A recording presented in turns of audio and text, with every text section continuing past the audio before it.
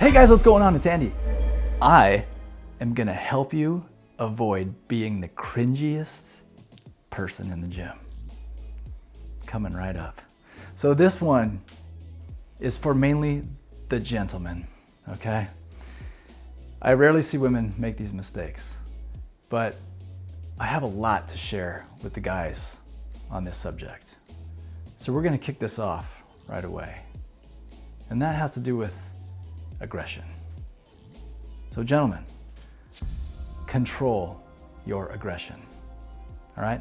Now, I understand the connection between aggression and physical force and testosterone, okay? So I get it. I was a high school state champion wrestler. I'm a national champion on the football team in college, okay? So I get it. One of the best ways to increase your performance is with aggression and testosterone. Now at the public gym, those things don't really mix that well. So it's even hard for me to try to have a mindset shift and to tone down some of my expressive aggression. So bear with me. I'm gonna share with you the tips I used to tone that down so we can make the gym environment a lot more fun, positive environment to be in, okay? So for the beginners though, you might come to the gym and have an image in your mind about like what's gonna happen. It's gonna be like a mixed martial arts championship fight, right? Where there's an arena sold out and the fighter comes out, right? And the first thing they're gonna do is just like yell. Rah! So my first tip is to control the noises that you make when you're exerting energy, okay? So I often am like walking by other lifters that are exerting force, and they'll like tend to grunt at me like aggressively, right? And I know that it's at me because I pay attention to how many times they grunt after I already walk by. And they tend to do it when someone's nearby. So I have a feeling that it's actually kind of subconscious, that you don't realize you're doing it. So this tip is just to bring it to your awareness of the noises that you make and how that makes other people potentially feel, right? So what happens next in the championship pre-match, right? Then the athlete will do a Conor McGregor and walk right towards you, right? So this is another aggressive move that I see people doing in the gym. And if you are not a student of body language, this is something that might be new to you, that it can be aggressive if you are walking directly towards somebody, okay? And apparently unyielding in which way you're gonna go. It's just an aggressive move, right? So if you are actively engaging in this behavior, it's best to kind of maybe rethink your strategy. But you might not be aware that that can throw some aggressive vibes. So for instance, a few months ago, I was sitting down doing quad extension, right, on a machine. And there was this guy that was lifting clear across the other side of the gym, and he like finished up and like got up and started walking, right? Like we're talking like 75 feet, like directly towards me, like directly, right? And I'm like, I think we even might have made eye contact clear across the gym, right? And I am a very aware guy. So I was just noticed him coming. I didn't throw any vibes back. And he just keeps coming all the way to like the gap between my equipment and the equipment in front of me, and then does an L and goes past, right?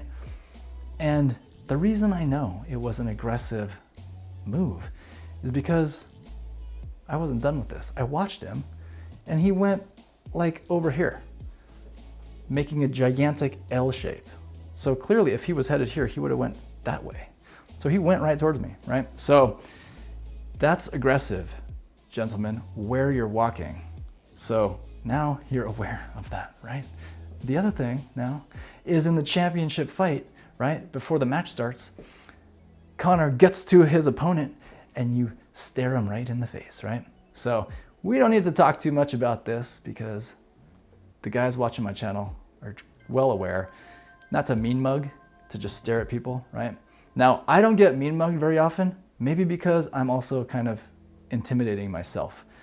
But I know that some guys are mean mugging smaller guys, okay? Or who have less muscle. So it's just not a cool thing, right? We don't want that kind of environment. But you guys know that. It's kind of ridiculous. Shouldn't even have to talk about that. Now, okay, so that's the aggressive side of things. Now on the flip side, what if you're in a positive spirit, right?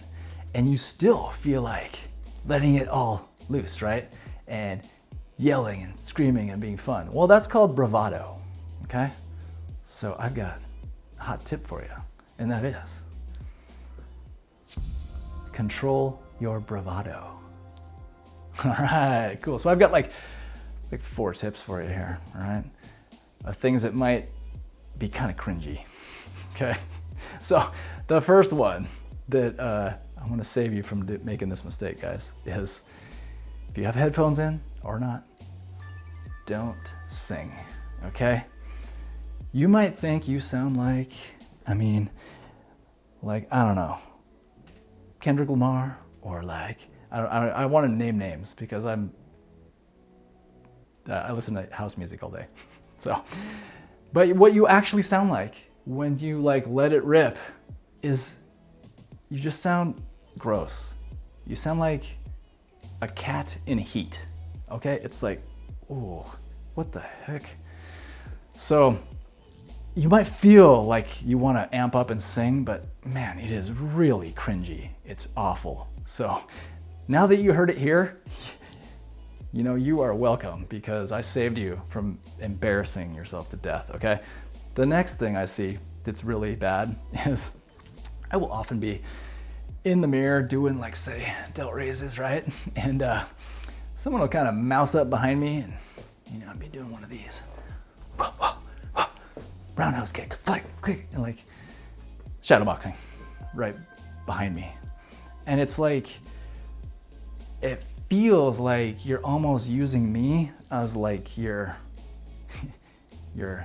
ragdoll, your crash test dummy in your mind that you're beating up, because who else are you looking at? You're like looking at yourself shadow box, but I'm the only guy in front of you.